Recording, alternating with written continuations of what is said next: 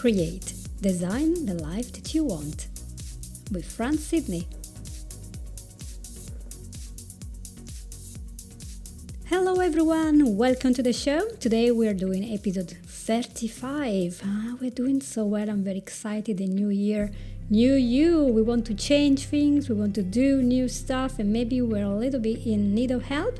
So today we are going to talk with a very special guest. That's Rachel from a company called The Creative Map.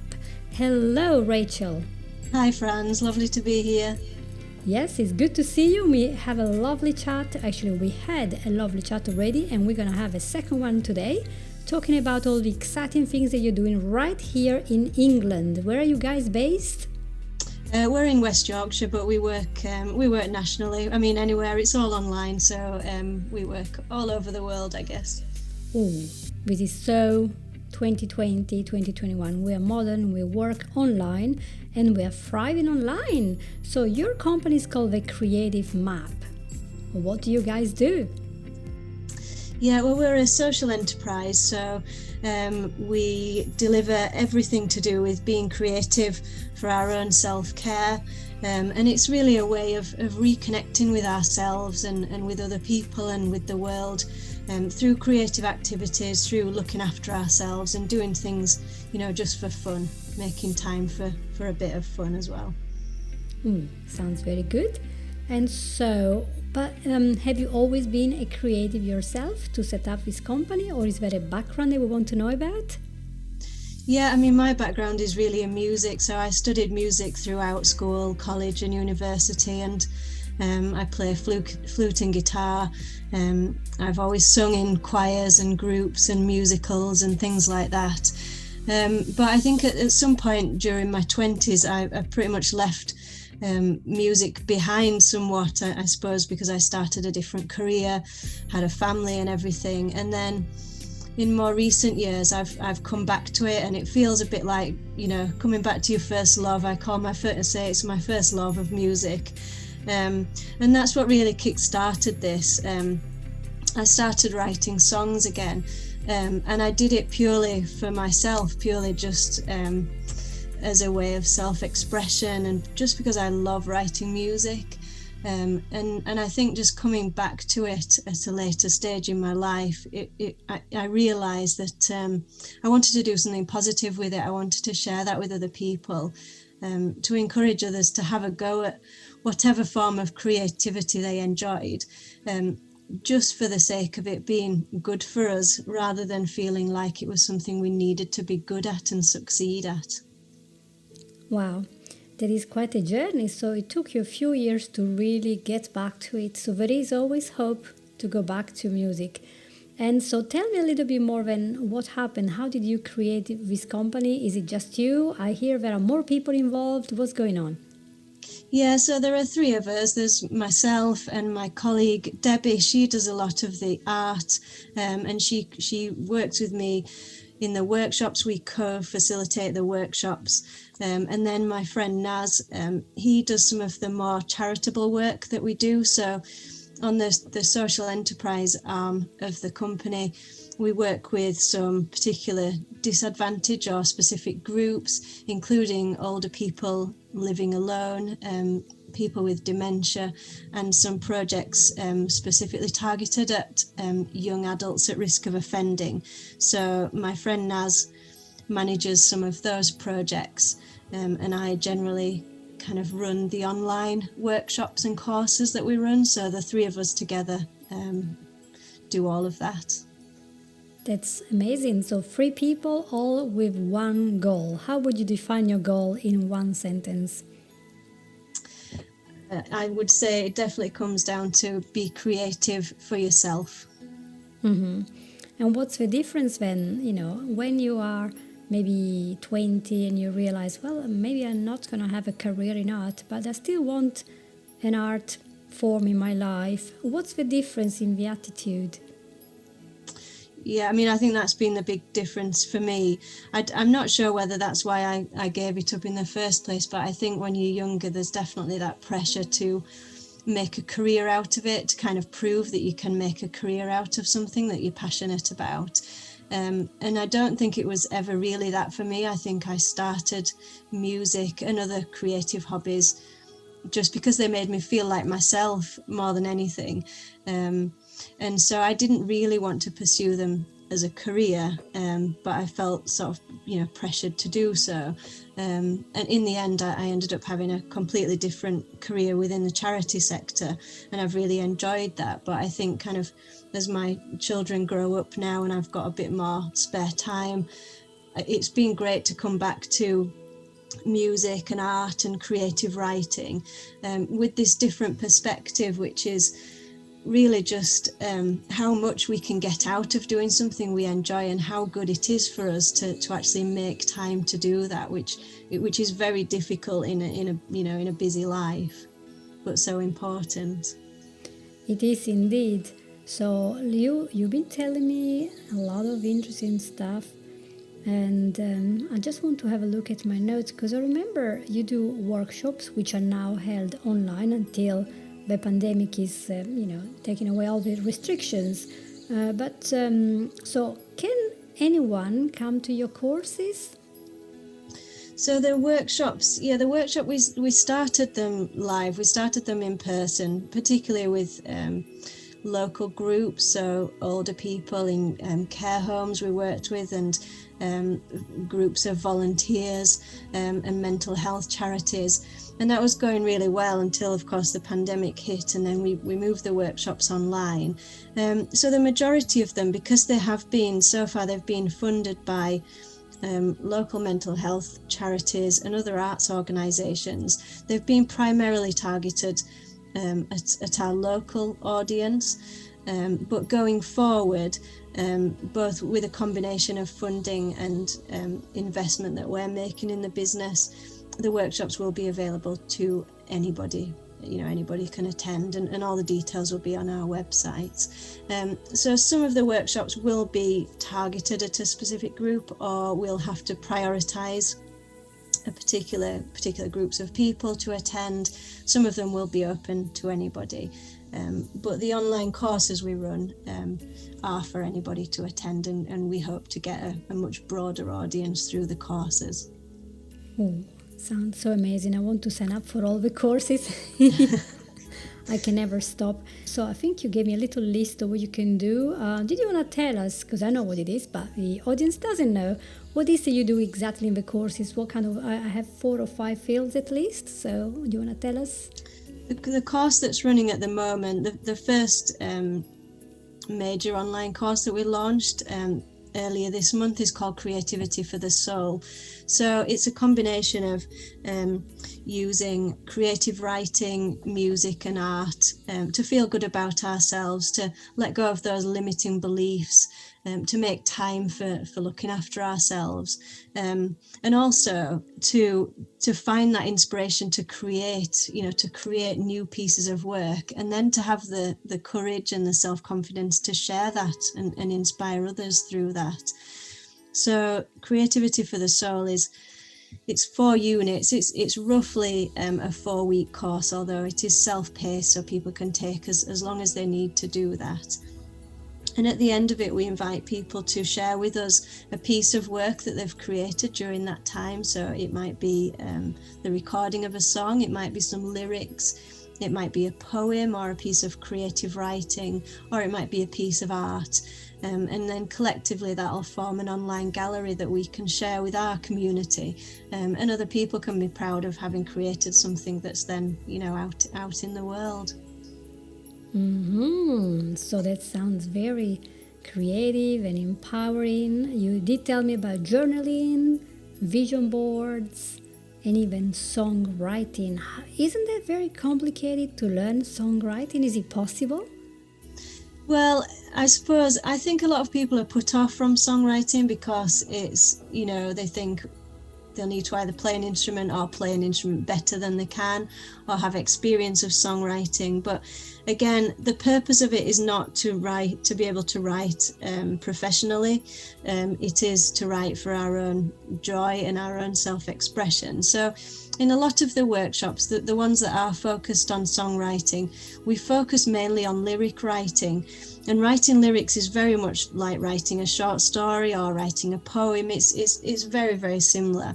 And actually some of the activities that we do, for example, about how to rhyme your lines are really good fun, and everybody, loves to take part in those. We get some really good feedback. So we don't go too heavily into the music theory side, although I include a little bit of that on my courses for people who are interested.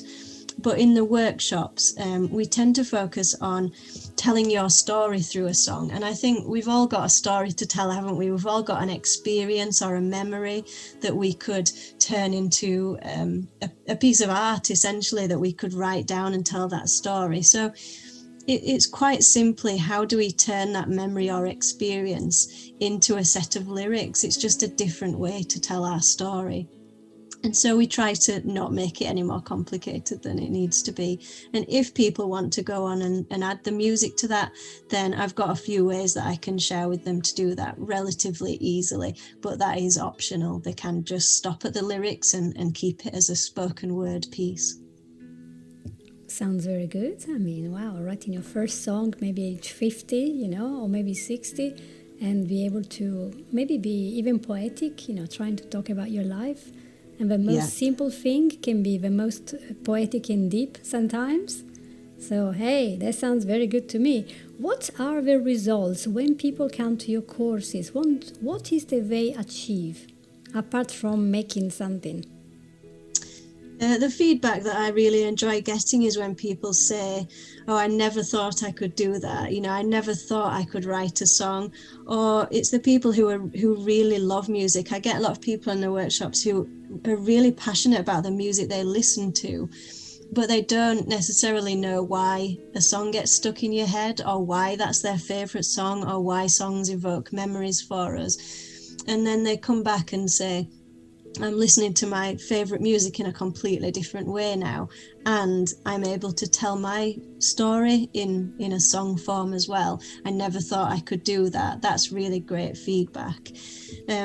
In terms of some of the other activities, so some of it is it's journaling, meditation, therapeutic art. So it's creating something, again, it's either using our experiences and memories, or it's using those kind of limiting beliefs or the stories that we tell ourselves and translating that into a piece of art. And some of the feedback that I've had from that, in fact, all of the activities that are on the course, I tested with a group of volunteers before launching the course and got feedback from them. So that's been really, really helpful. And the feedback was things like, it really reminded me who I used to be. Some of it is quite deep. Someone said to me, I'd forgotten who I was, and creating this piece of art has just reminded me that I'm a happy person, I'm a kind person, that I want to go out and do all these good things in the world. And actually just taking that time out and creating some art had just reminded them of who they were and what was important. And that's the feedback that's really important to me. Wow. Think about it, forgetting who we are. What is that happens in life that makes us forget who we are? What do you think? I think it's we get expected to play lots of different roles in life. We take on more and more responsibility.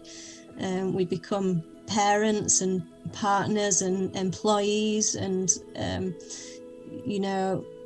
do all the right things, pay our bills and go to work and everything. And sometimes, actually very often, it's easy to not make time to do the things that make us happy.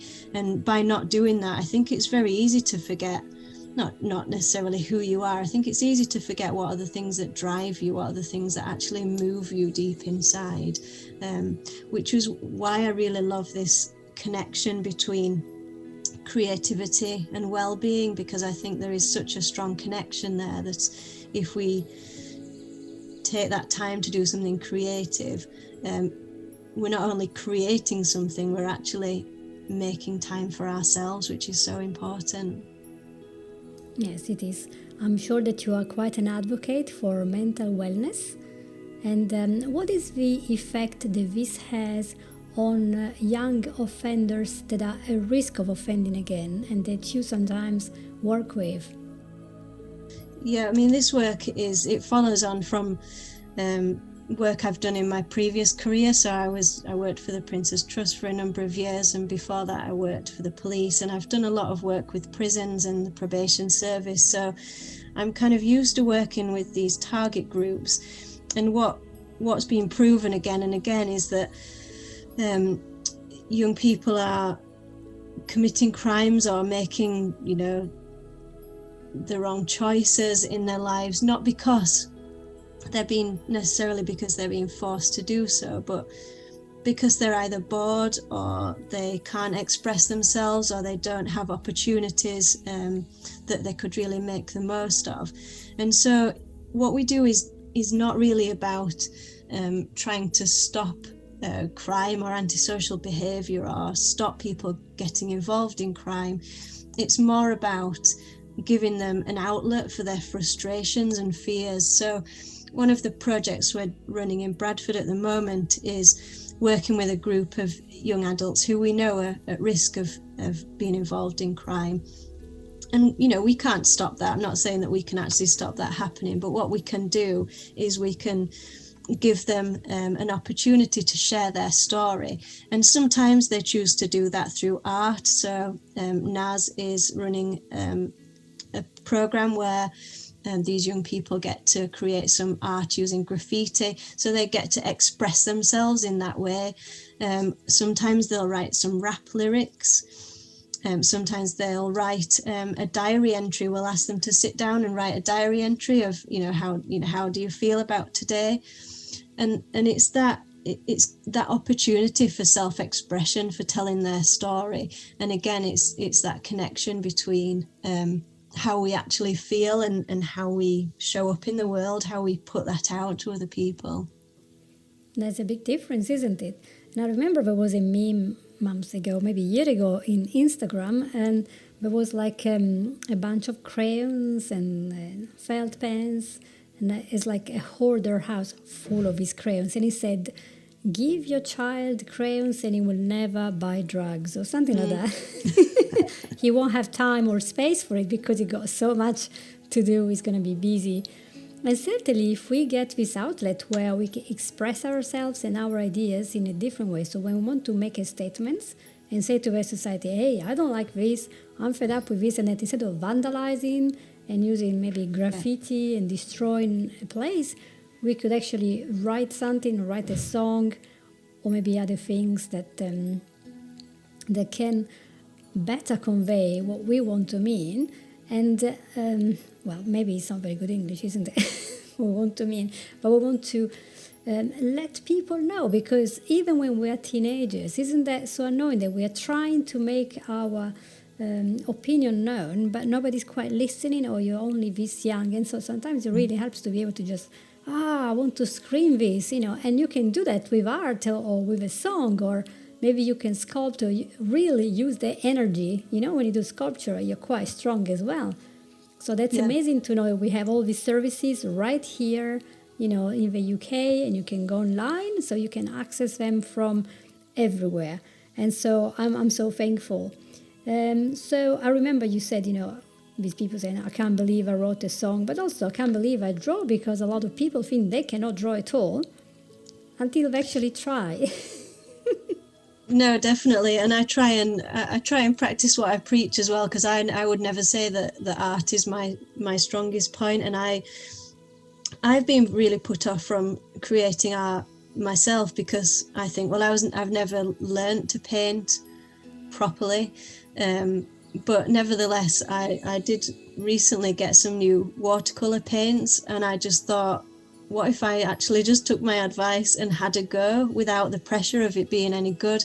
And now I'm absolutely loving the watercolors, and and they're not for anybody else. I don't even, I don't feel I need to do anything with these paintings. It's just that in this strange time that we're living in, and everything is a bit like we're not in our usual routines and everything.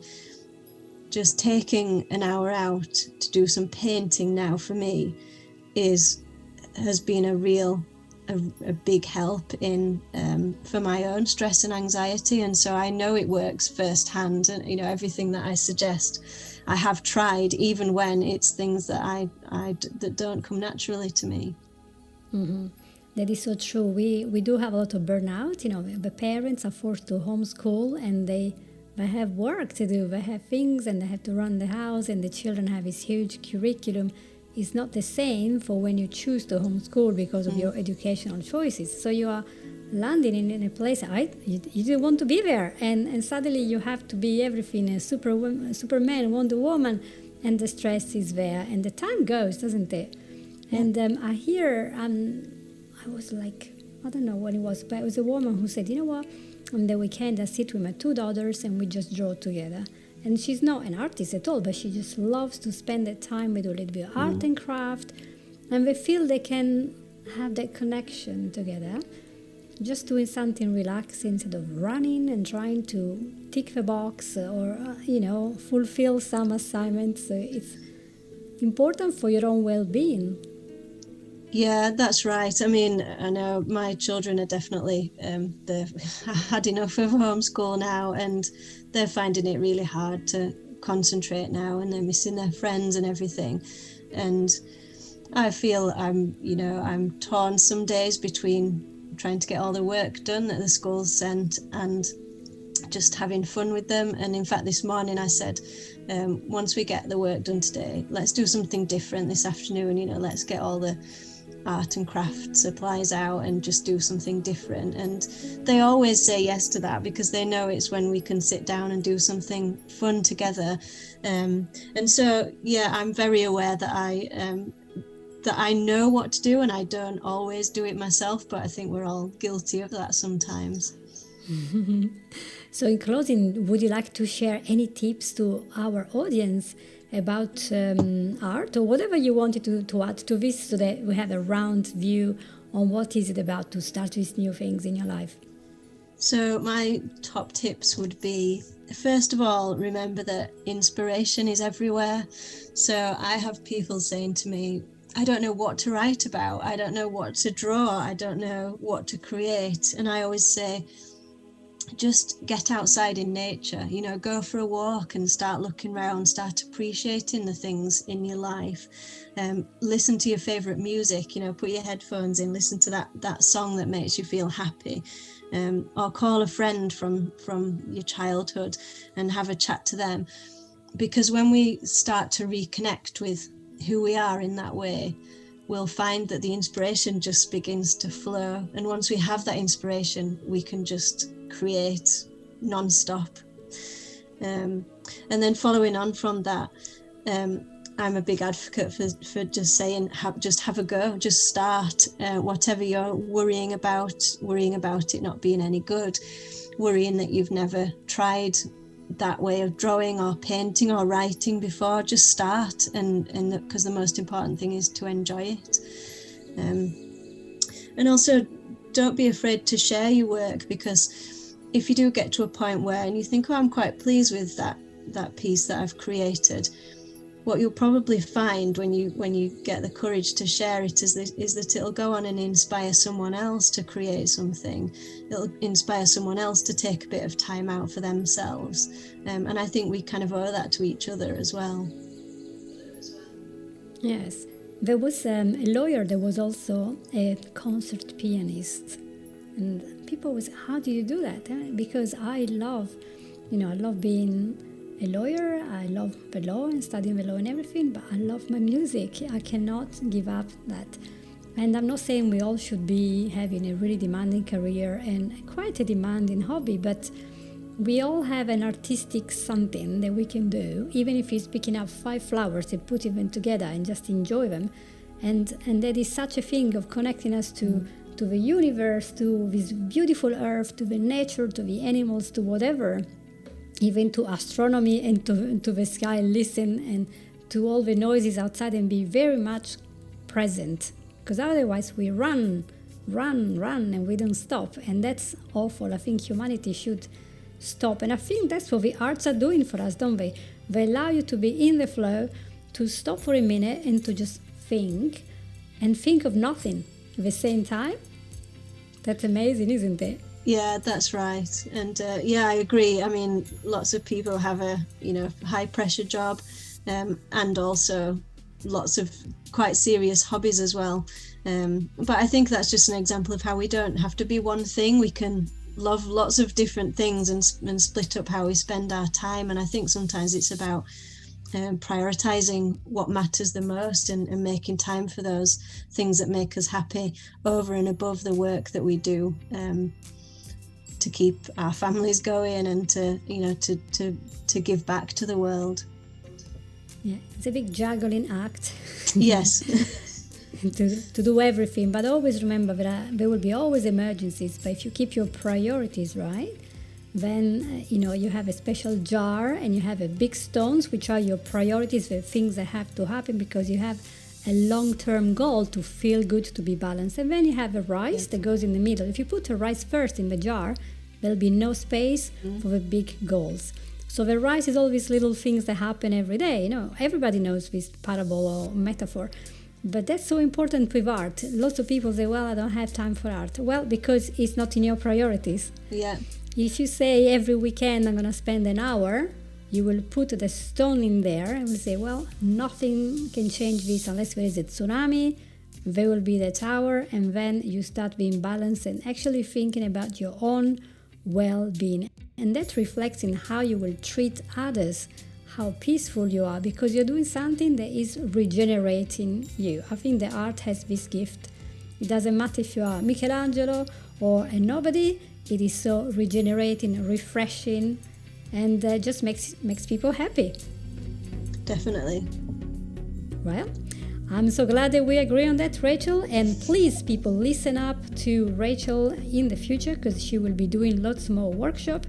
And go and check out the creative map. I will be putting a link in the show description and in my post. And hopefully you will be all flooding her with requests of talking to people and doing workshops and things, because we want everyone to enjoy art. So thank you very much for being in the show. You're welcome. Thank you. It's been lovely to talk to you again. Yes, I want to see what happens next. Thank you everyone for listening, and please remember, if you liked this episode, to share it, to subscribe, and to write a lovely review so that more people can learn how to use art or even any other hobby or passion to rekindle this love that we have for life, to be ourselves. Thank you very much, and bye-bye. You have listened to Creating the Life You Want with Fran Sidney.